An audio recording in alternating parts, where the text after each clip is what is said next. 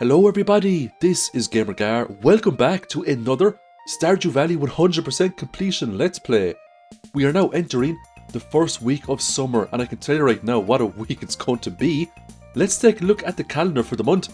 Leo's birthday is on the 26th. At the moment, I don't even think we have a single friendship point obtained with Leo.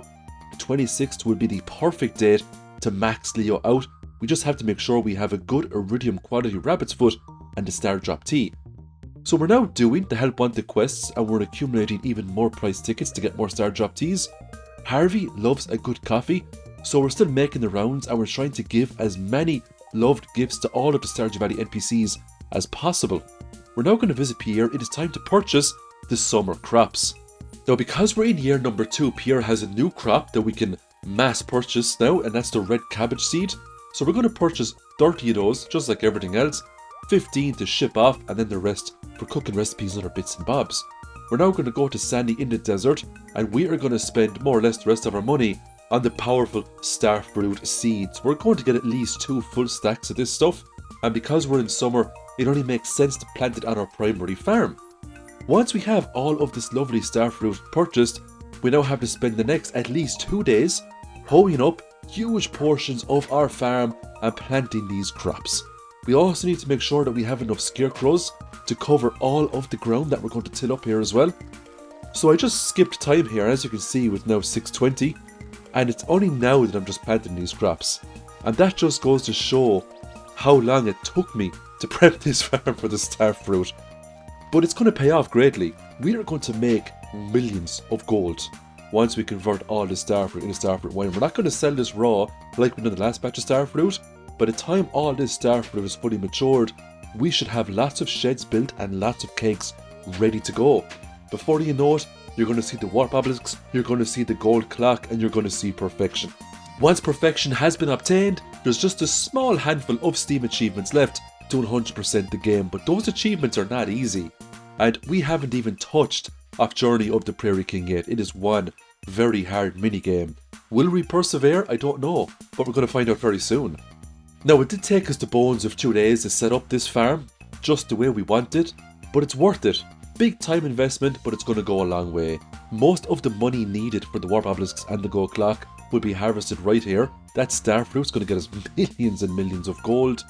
Now, we didn't really have time to check out the pigs because we were finding so many truffles, so we're going to get lots of money for the truffles as well. We just completed another help wanted quest there for good old Jody. While we're here, we might as well give her some loved gifts as well. Because we selected the Coop Master perk for the farming, our rabbits are now accumulating a lot more friendship points, so very soon we will start to see iridium quality rabbit's feet.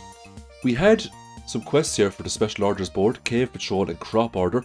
We're going to take Cave Patrol because we need the recipe off Clint for the Geode Crusher. That's needed for perfection. We have to make at least one of those. It's now time to check out the auto grabber, and we got a small handful of iridium quality rabbit's feet. That will dramatically change now over the next couple of weeks, and that's going to make it a lot easier to max out all of the NPCs. We're going to go to Key's secret walnut room. We had Key's cuisine, 25 key gems, but we're going to take Danger in the Deep again because it just gives more key gems, and we still have to buy some more recipes with those gems as well. But it's still worth going down into the dangerous versions of the mines because the radioactive bars sell for a lot of money. We're now going to upgrade another barn to a deluxe barn. I haven't quite figured out what I'm going to do with that barn just yet. At the very least, we put a cow and a goat inside it because we need milk and cheese for the shipping bundle collections in order to get perfection. After maybe 1 or 2 more key quests, we'll have enough key gems to get all of the items we want. After that, unless we get the extended family, we probably won't bother taking on any more key quests because we simply just won't need the key gems. Now, once we're done doing some dungeon delving, we're going to talk to the raccoon here, and we have a quest to get some geodes and some sea urchins, and we already have those on the farm, so it's just going to be a quick nip up to the farm, grab those items and come straight back down with those. But first, it's Jass's birthday, so we're going to give her a rabbit's foot, and we're also going to talk to her, boosting her up to 9 out of 10 hearts, so we almost have Jass maxed out there as well, which is very nice indeed.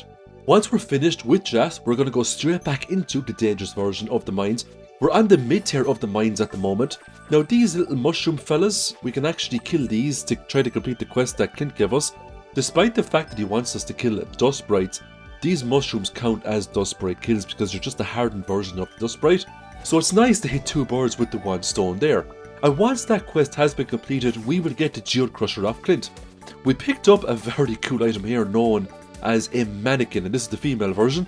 And this mannequin is cursed. That means when you go to sleep, if you have the mannequin out inside your house, it will occasionally take off all of your clothes and wear them. It can also creep around the place too, and it can give quite a scare if you don't expect it. So we'll absolutely put a few of those mannequins around the house. On floor 84 we came across a mushroom floor, and these are always a sight to behold. Now on this floor in particular we got a lot of mushrooms. We're going to pick up all these, and we can even dry out all of the iridium quality mushrooms as well to make some nice money on the side. When it comes to getting the gold clock, it's not just going to be wine up on wine up on wine. We're going to do a lot of passive money maker techniques as well, such as mushroom logs. We're going to do mystic tree syrups and other bits and pieces. We already have the pigs on the farm. That will all contribute towards getting the 10 million gold needed. Now eventually we do make it down to 120 in the mines, and when we do, that is another 50 key gems in the bag for us. That brings us straight up to 77 key gems, and that is enough to get the final recipe inside Key's secret walnut room. Now that isn't all of the recipes unlocked to craft all the items in the game, but it's certainly a step in the right direction. Now, once we've got down to 120, we went straight back to the middle levels just to wipe out more of those mushroom dust sprites, just to complete the quest that Clint gave us. Once that quest has been completed, it's time to read in the rewards. We get 6,000 gold for doing that quest, which is nice, but more importantly, we'll get a recipe off Clint the very next day for the quest to complete. Now, it's been a while since we ran around the farm and picked up truffles. As we can see, this is maybe 1 or 2 days worth of truffles that have accumulated. Now, there's actually a very rare chance one of these truffles can be a truffle crab. I have not come across one yet, and I have picked up hundreds of these truffles. Let me know in the comments if you have come across a truffle crab, and if you killed it, did you get a prismatic shard? Now, all these truffles are going to sell for enormous amounts of money, and this is one of the best passive money makers you get in the game. And this is the reason why you can't give pigs golden animal crackers, because they would just be way too overpowered. Now, we just gave the raccoon some geodes there and some sea urchins. We got back a jungle tank as a reward. It also expands the raccoon shop as well, so if we want more jungle tanks in the future, we just have to get some trash from the rivers and waters around Stardew Valley. Now, we're not finished just yet. We will have to do a few more quests for the raccoon to fully grow the raccoon family and get that Steam achievement. We will make some bee houses though, and we'll go into our greenhouse as well, and we're going to get all this lovely ancient fruit. And a lot of this ancient fruit will still be converted into ancient fruit seeds, so we can put her over on Ginger Island. The next day we get the Geode Crusher from Clint. Thank you very much, Clint. There's still a few more quests we have to complete though to craft everything in the game. We're going to go into Key's secret walnut room, and we're going to pick up the hopper recipe, and that is the last recipe needed as far as key gems go. Now, I still wanted to get Pierre's missing stock list, so we'll probably do one more key quest and leave it there unless we get the extended family quest, because that quest is just broken, and if we do get extended family, it just means we can make 1 or 2 million gold within the space of 1 or 2 days of fishing up Legend 2s. It's just simply a broken quest. There's still lots of ground that we can use on the Ginger Island farm, so it would be wasteful not to hoe up all this lovely space and just plant lots of ancient fruit. This is going to be a huge investment when it comes to getting the golden clock a little bit later in this challenge. What's more, we can always visit Sandy on Thursday and we can purchase tons of deluxe speed grow, and that will dramatically increase the growth rate of all of these lovely ancient seeds. Once we have this whole Ginger Island farm filled up with ancient seeds, you're going to see huge productions of ancient fruit wine. And the great thing about all of these ancient crops is that they regrow every couple of days, so we won't have to purchase Starfruit, which costs hundreds of thousands of gold. Now obviously the ancient fruit doesn't sell as well as the Starfruit, but you're saving a lot of time replanting crops over and over again. It's just handier to have the ancient fruit there on Ginger Island and inside the greenhouse and just harvest it every week, put it into a keg, make a few million gold. Eventually you just have to rinse and repeat that, and before you know it, you got the gold clock. So we got more battery packs today. That means I can make more iridium quality sprinklers if I so wish. What you're looking at here now is almost the end of the rhubarb wine. Once we're through with this, you're going to see that's a starfruit wine and then followed by ancient fruit wine. And then you're going to see the big money, I mean the really big money coming into the farm the millions upon millions of gold. Eventually, we will get to a stage where it will take us more or less the whole day to collect all of the wine, because we're going to have so much kegs, so many sheds placed all over the place.